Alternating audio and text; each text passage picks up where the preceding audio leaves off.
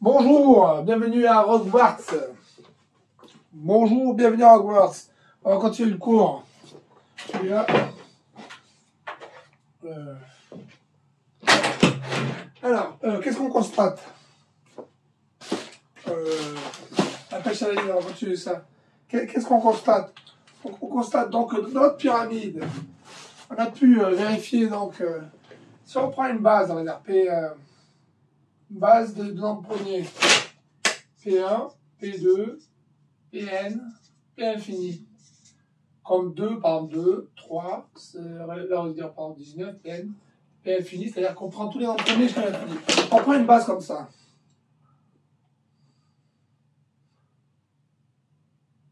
Parce que voilà les cheveux là. Hop. Les cheveux sur le range. Alors, je vais me coiffer, c'est comme ça. Alors, P1, P2, P infini. Le nombre entier n appartenant à n, on va faire un ordre récapitulatif. N appartenant à n, il est généré par donc, cette base de dimension infinie, mais il a un support fini.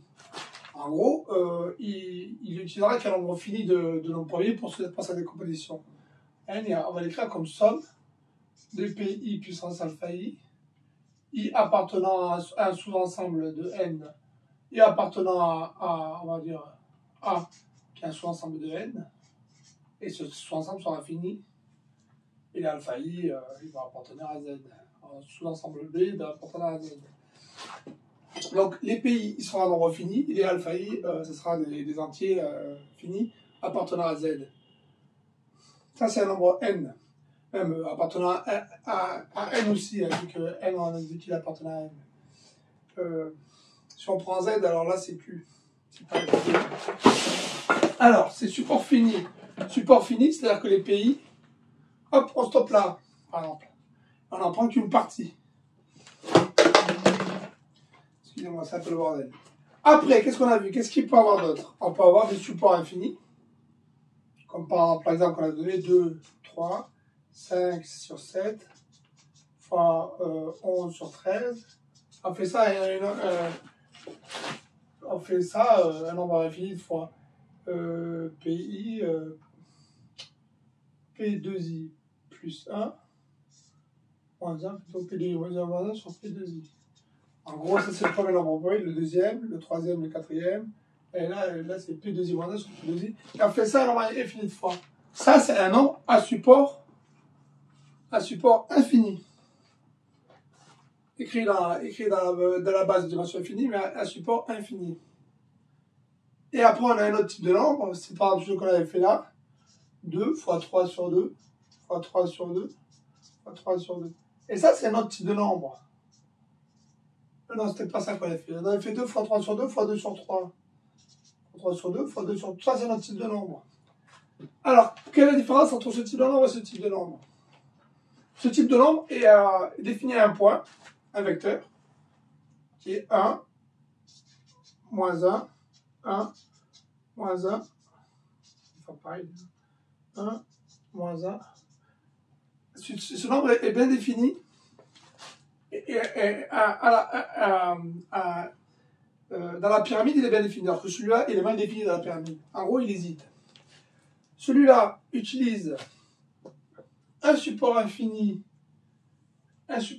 ici. Celui-là, en fait, il utilise ici un support fini, P1, P2. C'est juste qu'il hésite. Il hésite dans son chemin. C'est l'alpha i qui hésite. C'est un chemin hésitant. Celui-là est un chemin hésitant. Et il ne sait pas trop où il va.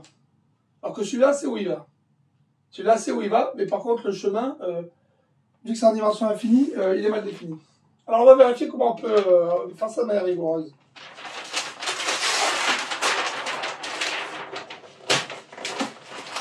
Excusez-moi, il y a ce poids là qui m'emmerde. Je vais tout le mettre là. Hop. Alors, comment on fait les séries en maths, les suites et les séries? En fait, il faut comprendre que quand on utilise une série en maths, somme de i égale 0 à n de ai, quand on utilise une série en maths comme ça, il faut comprendre que la série, c'est une suite Sn. La série, c'est une suite Sn qu'on fait tendre vers l'infini.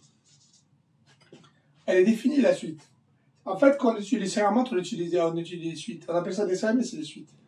On utilise des suites qui sont définies, donc, qui sont définies et qui tendent vers l'infini. Quand on fait par rapport à la suite AI est égal à style. Or, si on prend celle-là, si on veut définir ça comme une suite, on va dire A0 ou A1 est égal à 2, A2 égale 3, non, égale 2 sur 3, et A3 est égal à 2 sur 3 fois 5, et c'était juste des lignes, bon, voilà. Et on va dire AI est égal à produit, bon, c'était égal produit jusqu'à, on va dire, on va écrire en produit, on va faire 2 sur 3 fois 5 sur 7 fois, fois, et ça c'est AI, hein. Donc on va dire plutôt A2I, A2I, A2I, c'est égal à, c'est une série, elle varie, A2I, égale P2I moins 1, P2I, et A2I plus 1, c'est égal à pareil, c'est égal à 2 sur 3 fois 5 sur 7 fois P2I moins 1 sur P2I fois P2I plus 1. Mais quand on la définit comme ça, la suite, elle est vachement bien, elle est définie. Mais c'est une suite qui a deux termes différents, et elle est à 2i, il y a 2i plus 1, en fonction de c'est là ou c'est l'autre, c'est à côté de l'autre, mais elle est quand même bien définie. Et donc sa convergence, on peut utiliser sa convergence, la convergence à 2i, 2i plus 1, elle est bien définie comme ça. Et le nombre, et le point où elle va, lui, il est parfaitement bien défini. Il est défini comme ça, 1 moins 1, 1 moins 1, 1 moins 1. Donc on pourrait dire que là, le chemin vu comme ça, c'est bien défini, là, c'est bien défini. Après, donc, on peut considérer que pour bien définir les chemins, il faut partir de l'idée des suites. Et on peut penser ça comme ça. Donc on pourrait faire pareil pour celle-là qui est là, celle-là, 2 fois 3 sur 2 fois 2 sur 3. Donc il faut vérifier deux choses. Est-ce que le point où on va est bien défini? Est-ce que le chemin est bien défini?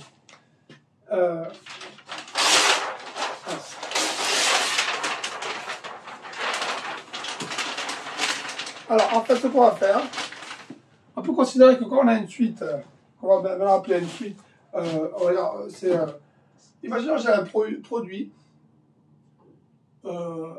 comme ça, de termes de, qu'on va dire, on va les appeler des AI, de I égale 0 à N. On va dire le produit de I égale 0 à N égale AI.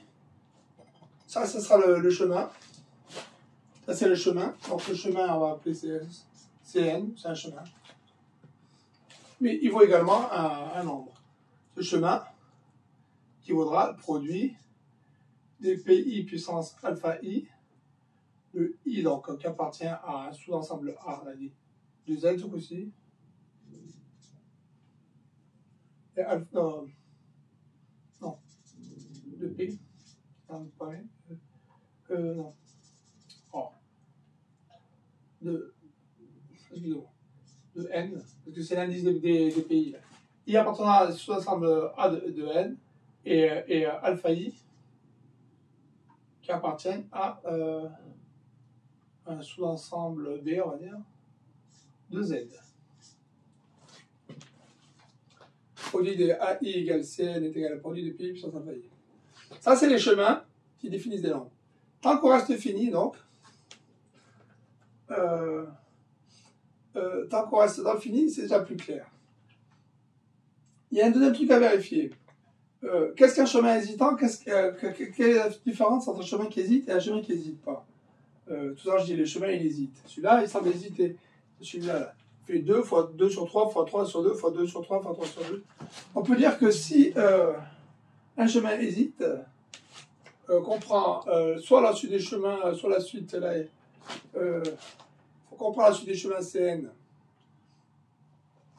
Si dans la décomposition, là, si il n'existe pas N0 tel que il n'existe pas un N0, il n'existe pas un N0 tel que pour tout N plus grand que N0 pour un donné, imaginons qu'une hésitation en P1 ou en soit on va dire soit I0 appartenant à N, soit I0 appartenant à N. S'il n'existe pas N0 tel que pour tout N plus grand que N0, alpha I0 pour tout N, alpha I0, comment dire, la suite,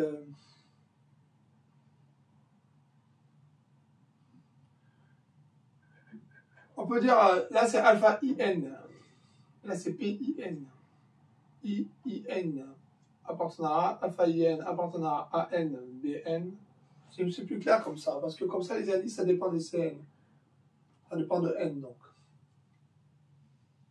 On va dire alpha IN, PIN, il existe I0, là c'est pas un I0, hein. Voilà, c'est I, on va dire soit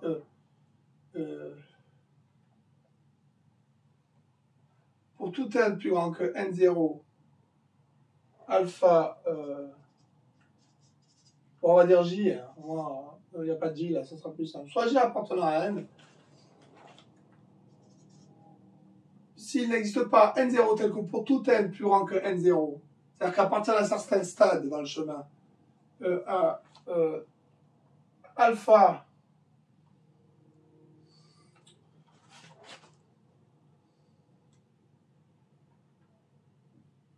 soit J appartenant à N. Le soit J appartenant à N, il fixe dans notre... je vais essayer d'être clair quand même, parce que j'hésite beaucoup moi aussi. Là. Le J appartenant à N, il servira à fixer la base PJ qu'on regarde. On regarde une certaine nombre de bases de données PJ. S'il existe N0, ou s'il existe... On va le faire tout de suite dans le cas inversé, parce que s'il n'existe pas les duplications. Soit J appartenant à N, on revient à l'arrière. Qui correspond à la base PJ. Ça peut être 2, 3, 5. On peut vérifier s'il existe N0. Imaginons qu'il existe N0, tel que pour tout N plus grand que N0, le alpha J, pour tout N plus grand que L0, alpha J ou alpha... c'est pas comment clair la définition. En gros, ce que je veux dire, c'est que sur la base donnée, dans le chemin, à partir d'un certain stade, ça n'hésitera plus. En gros, il n'y aura plus le facteur qui interviendra. Donc, on va essayer de définir ça de manière plus claire, parce que là, c'est pas clair. Alors, on va dire C0. C0, c'est égal donc égal à A0. C1, c'est A0 fois A1. C2, c'est A0 point A1 point A2. J'invente les maths devant vous, hein. Donc pour l'instant c'est pas une grande clarté. A0.A1.A2.A3, puisqu'on a parti de la définition de la série produit. Bon, ça c'est comme ça, là, Cn. Cn est égal à A0 à N. Le produit jusqu'à N, qui est égal au produit donc, de I0 à N. Ça c'est Cn. Cn. Alors,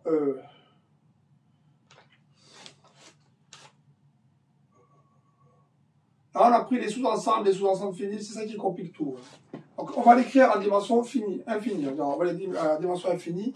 Donc, ça, c'est un vecteur. A0, on va dire c'est un vecteur V.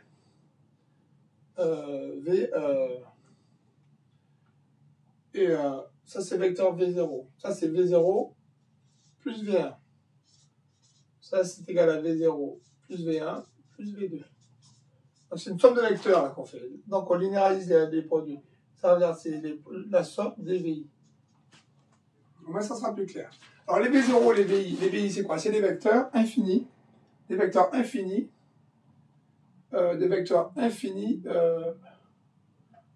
À support fini. Des vecteurs infinis à support fini. Et donc, les valeurs sont prises dans Z. Qui signifie, vu comme ça, c'est un peu plus clair. On va le mettre là.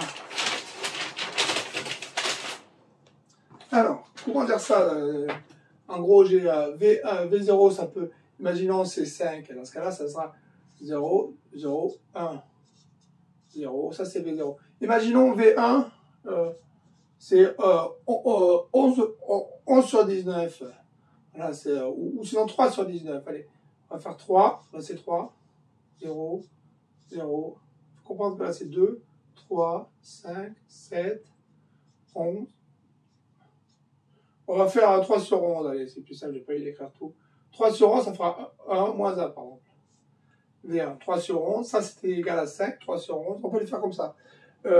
Donc les produits là, notre chemin CN, c'est un chemin qui est donc égal au produit DI égale 0 à N, DAI. A pour valeur de l'autre côté, un nombre. On lui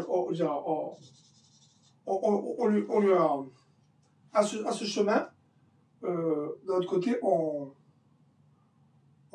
identifie un vecteur, Vn. Pour ce chemin, on identifie un vecteur Vn. Il faudra vérifier s'il y a une isomorphisme entre les deux, mais ça on verra ça plus tard. Là, pour l'instant, c'est la pratique, on va la théorie plus tard. Somme des VI de I égale 0 à N. Tout en sachant qu'à chaque AI, on a associé le vecteur VI. Donc, à partir du moment où à chaque AI, on associe le vecteur VI, pour chaque chemin CN, on associe Vn. C'est pas Vn, c'est Pn, on va dire. Pn. Somme des VI en Sn.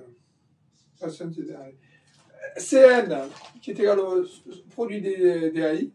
Donc le chemin Cn qui est égal au produit des AI, on associe Sn qui est égal à la somme des VI, et Sn qui est égal à la somme des VI. À Sn qui est égal à la somme des VI, on associe après, on peut associer une valeur qui donc correspond à la valeur dans les bases, qu'on fait le truc. On va voir ça plus tard. Donc, je voulais alors après écrire mon théorème. C'est pas forcément un théorème, mais c'est plutôt une définition. Soit J, imaginons que le chemin, à partir d'un moment, il n'hésite plus. Si à partir d'un moment, le chemin, il n'hésite plus, ça veut dire qu'à partir d'un moment, pour une donnée sur 11, à partir d'un certain rang qu'on fait la somme, ça n'hésite plus. Donc là, ce coup-ci, le Cn, qui est égal au produit de I égale 0 à N de AI, on va dire c'est ce truc-là, ça vaut également le produit des PI. Des PI. Là, on les prend de I appartenant à N. On les prend tous, allez, en premier. PI appartenant à N, alpha I. Alpha I, alpha NI. Alpha NI. Alpha NI et N qui correspond à CN. Donc si, supposons qu'il existe J, donc supposons qu'il existe un N0, N0 tel que pour tout N plus grand que N0, oh là là, excusez-moi, j'ai beaucoup aussi, tel que pour tout N plus grand que N0, supposons qu'il existe N0 tel que pour tout N plus grand que N0, alpha NI, il y a bien un J, ouais. Soit J, il faut faire d'abord le truc, soit J appartenant à N. On revient en arrière, je le refais. Alors, soit J appartenant à N, supposons qu'il existe N0 tel que pour tout N plus grand que N0, alpha N, regardez, j'ai déjà écrit, alpha NJ est égal à alpha N0,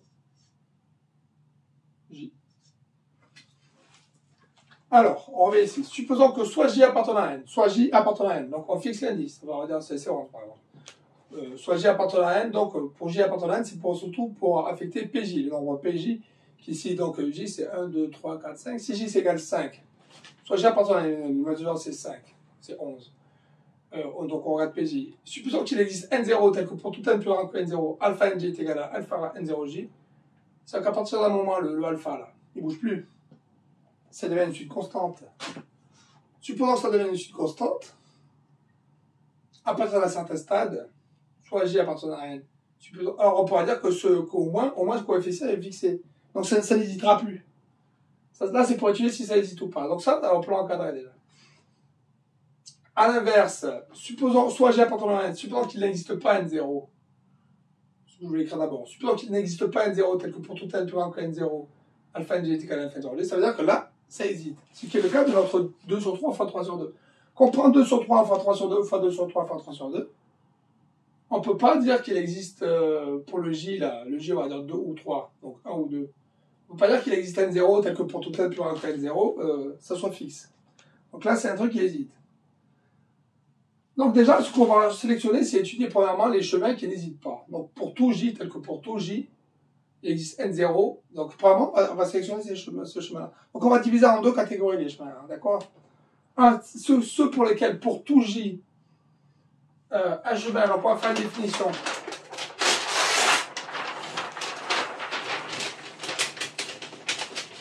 Alors, on va faire une définition.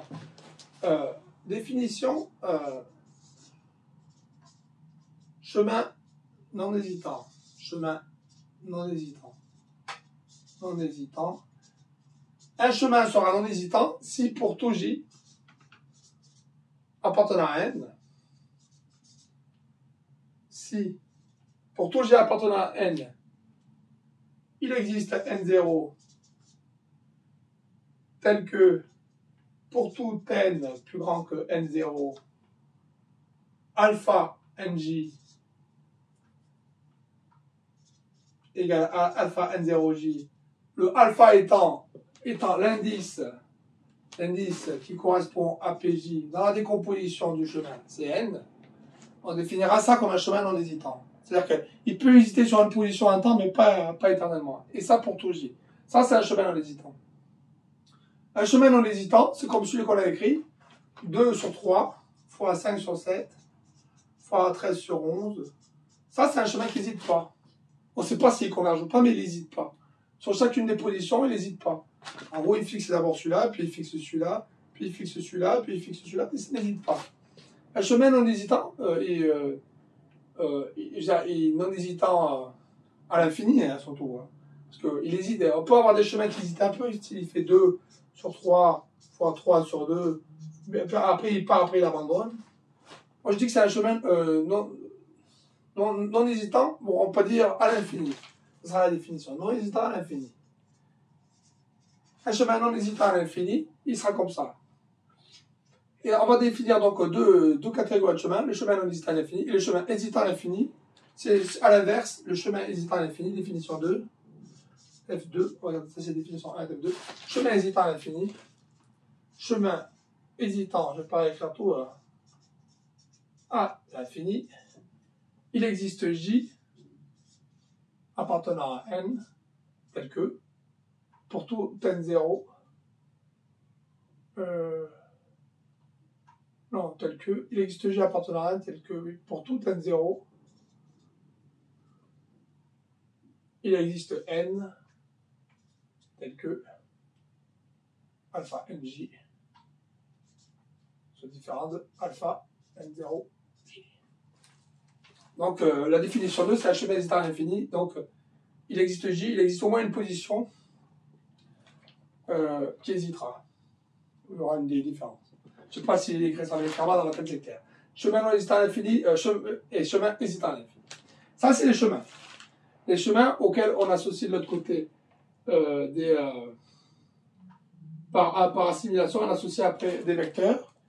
Et donc, si un chemin est non hésitant à l'infini, il définit un vecteur précisément. Alors qu'un chemin qui hésite à l'infini, il ne définit pas un vecteur précisément, mais par contre, ça ne dit pas si l'un converge ou l'autre converge. C'est pas la même chose. Il faut comprendre qu'un chemin non hésitant à l'infini peut très bien diverger. Un chemin hésitant à l'infini peut très bien converger. Mais converger selon certaines règles. Par exemple, celui-là 2 sur 3 fois 3 sur 2, si on se dit une certaine règle, bon, on peut considérer la suite AI qui est égale à Le premier terme, c'est A0 est égal à 2 sur 3 fois 3 sur 2. Et le A1, c'est le même, égal à A0 fois 2 sur 3 fois 3 sur 2. Comprenez bien qu'on peut tout simplifier. Tout simplifier, ils vaudront tous 1. Donc, c'est une façon de faire. Mais après, c'est pas un vrai chemin. Le vrai chemin, ça, c'est pas une vraie façon d'écrire le chemin. Le vrai chemin, disons, c'est 2 sur 3. A0, A1, A2, A3, A4, A5. C'est ça le vrai chemin. Le vrai chemin, quand même, il y a une notion d'ordre. Il faut comprendre que quand on étudie les séries, souvent, il y a des jeunes étudiants, ils sont perdus là-dessus. Ils oublient qu'il y a un ordre. Il y a un ordre. Quand on étudie les séries, c'est même pas une question de commutativité, ça va au-delà de la commutativité, c'est vraiment un ordre. Dans le sens, quand on étudie une série, on étudie un truc qui est dans l'ordre. Ça suit un ordre. Quand on étudie une suite, c'est vrai qu'elle a un point d'accumulation, on peut avoir des valeurs d'adhérence, mais à la base, quand on étudie une suite, c'est avant tout un ordre. Si on ordonne une suite, c'est même pas les sous-suites. Si on ordonne une suite, c'est pas la même suite. À la limite, on peut prendre des sous-suites, étudier des sous-suites convergentes, mais on garde un ordre quand on étudie une sous-suite. Il faut comprendre qu'une suite c'est lié à un ordre, une série c'est lié à un ordre, un produit c'est lié à un ordre, un chemin aussi. C'est pour ça qu'un chemin est lié à un ordre. Et ce chemin-là, il ne converge pas vraiment. Mais par contre, il a deux sous-suites qui se convergent, ou plusieurs. Ce chemin a des sous-suites qui convergent vers des valeurs,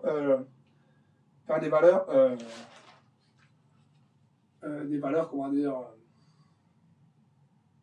Ce chemin a des sous-suites qui convergent vers des valeurs qui peuvent être celles-là, elles sont réelles. Elles sont même dans le cul. Mais après, sur une base de 3, on peut créer des sous-suites, théoriquement, qui convergent. On peut créer dans une base de 3 des sous-suites qui convergent vers n'importe quel réel. À partir du moment où on arrive à démontrer que c'est dense. J'avais démontré dans un cours que c'était dense, alors après, je ne l'avais pas fait très rigoureusement, c'était un peu rigolo, mais théoriquement, on doit pouvoir démontrer que seulement avec 2 et 3, on a un truc dense. Je crois, si je ne fais pas d'erreur. Avec 2 et 3, on a un truc dense. On va essayer de faire ça le prochain cours. Voilà. Si avec 2 et 3, on a une base qui est dense, ça signifie qu'on peut créer comme ça des chemins qui peuvent converger vers n'importe quel réel. Et donc vers des irrationnels. Et si ça converge vers des irrationnels, un irrationnel ne peut pas être défini comme un point comme ça, on peut se dire. En fait, on ne sait pas. Peut-être qu'un irrationnel peut être défini par des points comme ça. En tout cas, ce chemin, seulement avec 2, 3, on peut penser que ça peut définir des irrationnels. Mais un truc qui est bien défini comme ça, mais avec des valeurs positives et négatives, est-ce que ça peut définir des irrationnels aussi? Moi, je pense bien. Et donc, c'est deux approches différentes. D'un côté, on n'a que 2 bases. Le support est fini, 2 bases. C'est même pas le support, la dimension est finie, je veux dire. Dimension infinie, les chemins sont très existants, dimension infinie. On prend 2 bases, on essaie de définir le maximum de nombre. De l'autre côté, on prend des chemins qui sont clairs, base infinie, mais par contre, ce nombre, allez le calculer. Ce nombre est bien défini ici, le chemin est bien défini, mais la convergence, elle est mal définie. On a déjà dit, ça c'est 2 sur 3, fois 5 sur 7. La convergence de ce truc est mal définie. Donc, il faudra regarder ça plus en détail. Là, c'est un cours un peu court. Le prochain cours donc, que je vais faire, ça revient sur la base de 3. Étudier la densité, on fera un reboot de ça. On fera ça plus tard.